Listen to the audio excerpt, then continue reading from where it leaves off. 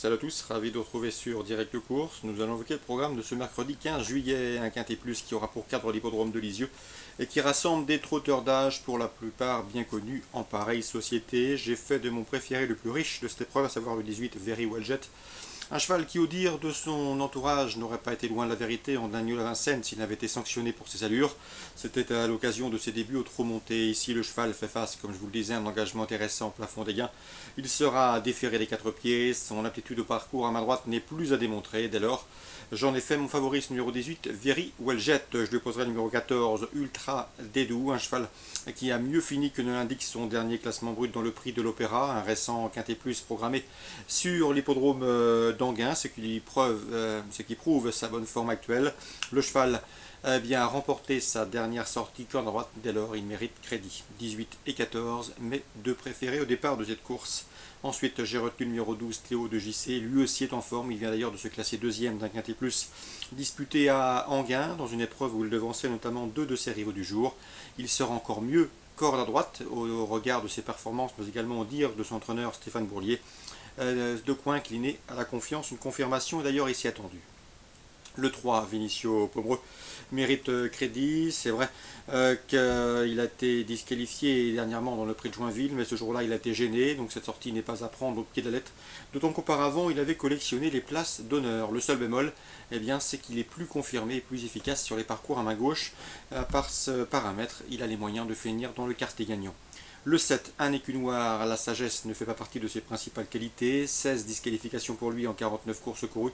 Cela dit, son récent succès à Clairefontaine témoigne non seulement de son attitude corde droite, mais également de sa bonne forme actuelle.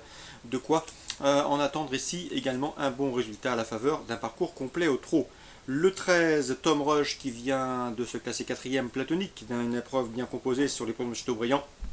Un quintet plus de même facture, avant d'être disqualifié après enquête, le cheval est bien, c'est vrai qu'il est souvent hésitant dans sa mise en jambe, mais à mon avis, s'il part correctement, il a parfaitement les moyens d'accompagner et d'inquiéter les précédents cités.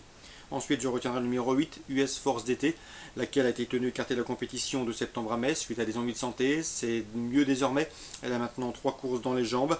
Elle recouvre progressivement ses meilleures sensations. Le départ reste son point faible, mais à mon avis, si ça se passe bien dans la phase initiale, ce numéro 8, US Force d'été, a les moyens d'inquiéter les précédents cités. On retiendra également le numéro 4, Titan du Ferron. Autre sujet compliqué, jamais à l'abri d'une incartade. D'ailleurs, 3 de ses 4 dernières sorties se sont soldées par des disqualifications. Cela dit, sa deuxième place obtenue à Cherbourg plaît dans sa faveur. C'était le mois dernier.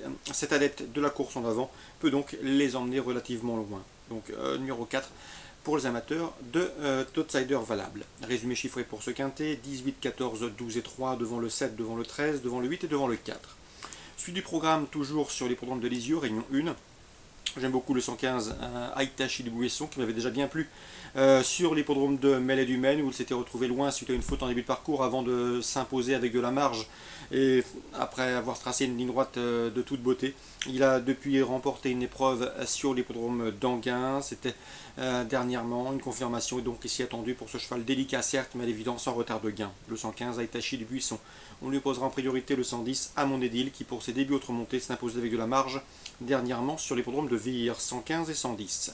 Dans la troisième, j'aime beaucoup le 308 Coco de Rocha, un cheval qui s'est fait remarquer par ses fins de course à plusieurs reprises depuis ses débuts, notamment à Laval derrière un protégé de Christian Bijon et dernièrement une nouvelle fois à Laval où il a bien fini après avoir quelque peu perdu du terrain en milieu de parcours. Ici dans ce lot, il trouve une belle occasion d'ouvrir son palmarès. On lui posera le 312 Classico des Bois qui a été mis hors course dernièrement à Nantes et qui mérite d'être racheté. 308, 312. On passe à la cinquième avec le 506 Verdi du Rib qui a vraiment pas mal d'atouts dans son jeu. Il a gagné à pareille époque l'an dernier sur le parcours qui nous intéresse. Le cheval fait face à un bel engagement au premier échelon de départ. Il sera déféré les 4 pieds. Bref, autant de paramètres qui inclinent à la confiance pour ce 506. On lui opposera un autre Rib, c'est le 510 Valjean du Rib qui avait défrayé la chronique en collectionnant les succès l'an dernier. Le cheval de surcroît remporté son unique sortie sur le tracé qui nous intéresse. Donc priorité au Rib dans ce 5e rendez-vous avec le 506 Verdi du Rib et le 510 Valjean du Rib. Je termine avec la 9e, le 910 Soleil de France s'élance avec la confiance d'Yves-Marie de Sonnette. L'entraîneur normand espère bien voir son cheval passer cette fois le poteau en tête. Un cheval qui reste sur 3 places de deuxième consécutive et qui est confirmé de surcroît dans ce genre de tournoi, celui réservé aux drivers amateurs. D'ailleurs, en parlant d'amateurs, il sera confié à l'efficace Christophe Rodzak, l'un des plus fines cravaches dans les tournois de cet acabit. 910 Soleil de France, course ciblée à Lisieux, Réunion 1. Première 15 et 10, troisième 8 et 12, cinquième 6 et 10 et neuvième avec le 910. Mont-de-Marsan maintenant en Réunion 2, dans la première on fera confiance au 106 50 du Pecos. Poulet jeu 3 ans qui s'est imposé avec beaucoup de marge. Dernièrement, c'était le 16 mai sur les pentes de Dax. Ici, une confirmation était attendue. L'opposition est une nouvelle fois dans ses cordes. Le 106 50 du Pecos. Dans la troisième, attention, 301 Royal Imari qui affronte un lot à sa portée. Il devrait s'expliquer avec le 302 Green John qui vient de trouver sa forme en s'imposant à Dax. 301-302. On passe à la cinquième avec le 501 Kangaise qui a gagné avec de la marge le 13 juin sur les pentes de la Teste. Épreuve dans laquelle ce 501 devançait le 508 Vision d'amour qui devrait être une nouvelle fois un adversaire des plus sérieux. 501, 508. Attention également à une rentrante de qualité, c'est le 502 Flingué qui n'ont pas de référence à ce niveau et qui sera revu avec un vif intérêt, elle qui effectuera sa première sortie de l'exercice 2015. 501, 8 et 2. Donc voilà pour les infos de cette réunion 2 à Mont-de-Marsan, course ciblée, première, troisième et cinquième. Excellent jeu à tous, bonne journée.